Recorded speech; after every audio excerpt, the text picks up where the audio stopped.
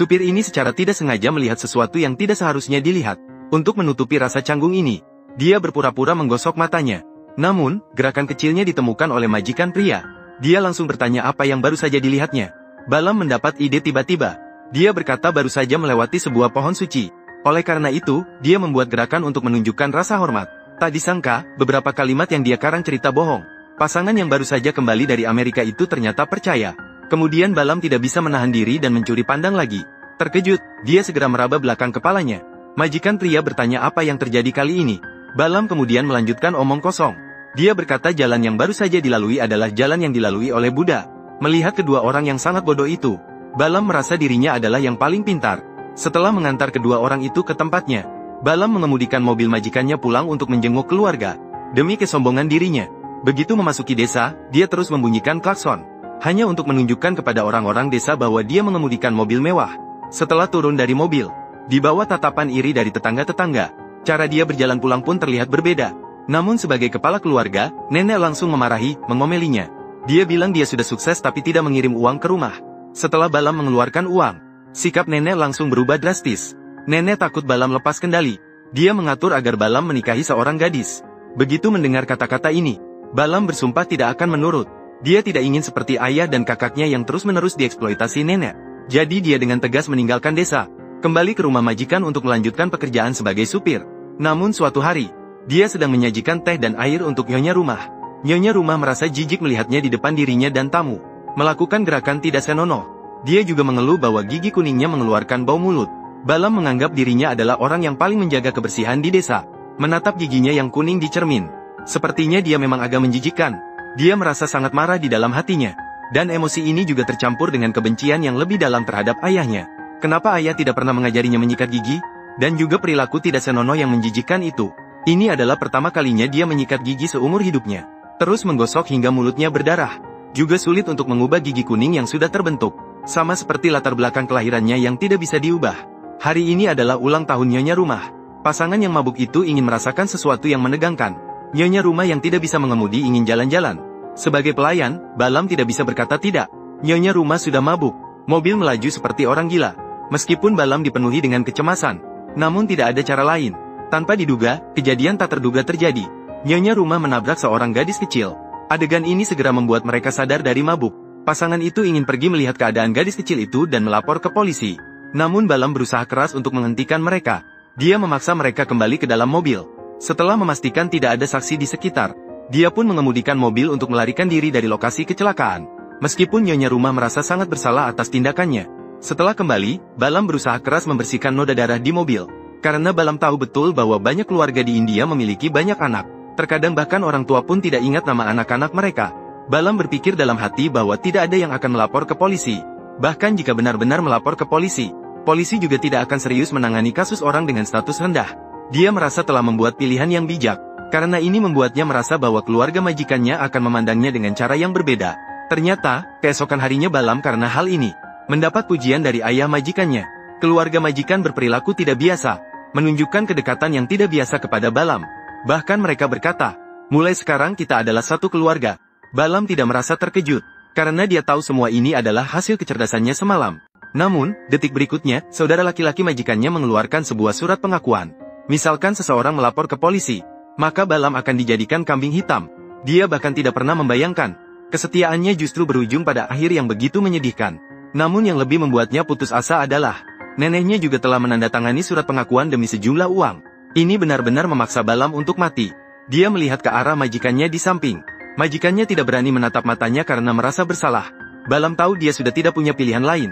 Dia hanya bisa menandatangani surat pengakuan. Namun dia masih tersenyum paksa.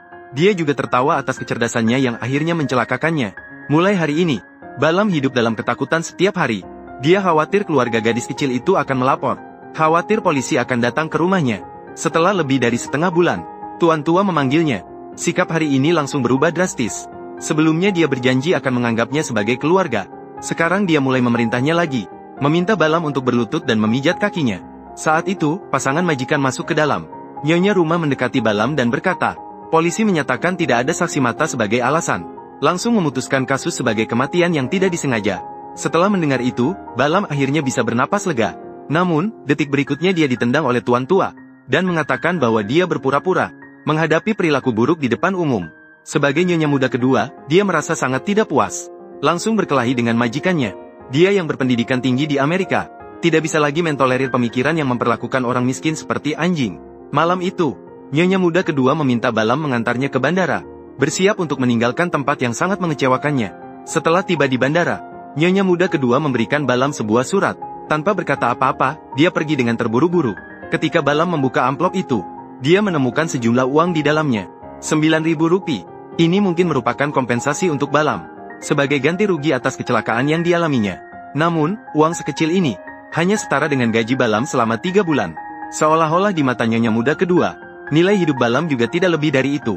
Setelah mendengar kabar tentang kepergian istrinya, tuan muda kedua meluapkan semua kemarahannya. Semua dilampiaskan kepada Balam, memberinya beberapa tamparan.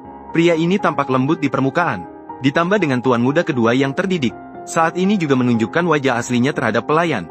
Meskipun sehari-hari ia tampak memperlakukan semua orang sama, namun di dalam hati, dia selalu menjadi musuh utama bagi Balam. Dalam keadaan tidak bisa menahan lagi, Balam mendorong tuan muda kedua sedikit. Keduanya baru bisa tenang. Kesetiaan yang tulus justru dibalas dengan perlakuan seperti ini. Mulai saat ini, ketidakpuasan dan kebencian Balam yang mendalam mulai tumbuh diam-diam. Dia ingin membalas dendam. Pertama-tama, dia harus menghasilkan uang untuk dirinya sendiri.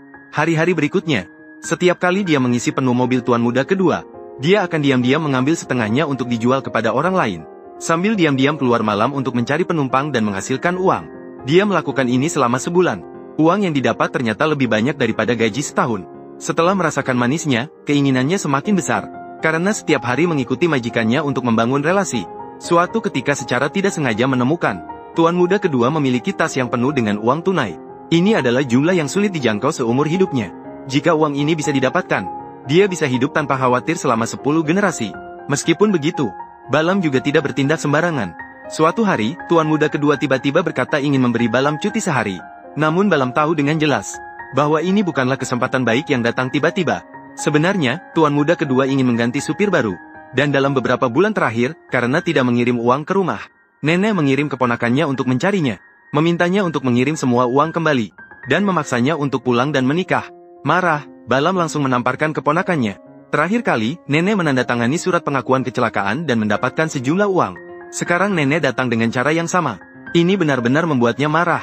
Dia bersiap untuk pergi jauh dan memulai hidup baru. Ketika hari berikutnya tiba, dia memberikan sejumlah uang kepada keponakannya, dan mengingatkannya untuk lebih cerdas. Dia menjelaskan, jika besok saya tidak kembali, kamu segera pergi dari sini. Malam itu, Balam menemani tuan muda kedua untuk menyuap seorang pejabat tinggi. Malam itu tiba-tiba turun hujan deras. Setelah mobil sampai di pinggiran kota, Balam berpura-pura bahwa ban terjebak di dalam lumpur.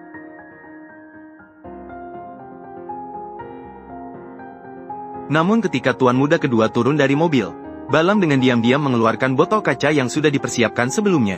Saat tuan muda kedua menundukkan kepala, Balam menusukkan botol minuman ke belakang kepala tuan muda kedua dengan keras.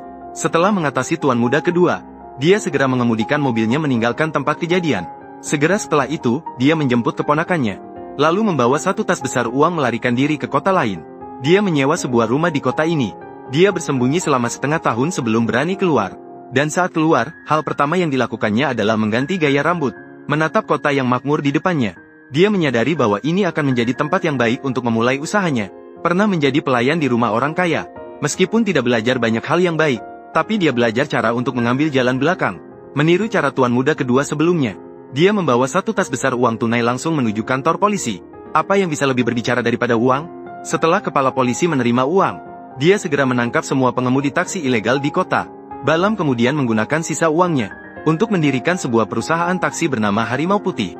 Dengan hubungan ini dari kepala polisi, ditambah lagi, Balam tahu apa yang ada di pikiran para pengemudi.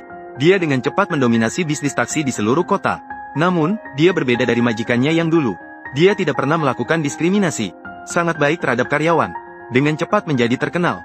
Menjadi pengusaha terkenal di kota ini. Suatu hari, dia melihat berita di koran bahwa keluarganya di kampung halaman mengalami kecelakaan. Dia menduga bahwa keluarganya menjadi korban balas dendam dari mantan majikannya. Namun bagi dirinya yang sudah sukses, keluarga yang hanya menghisap darahnya tidak lagi penting.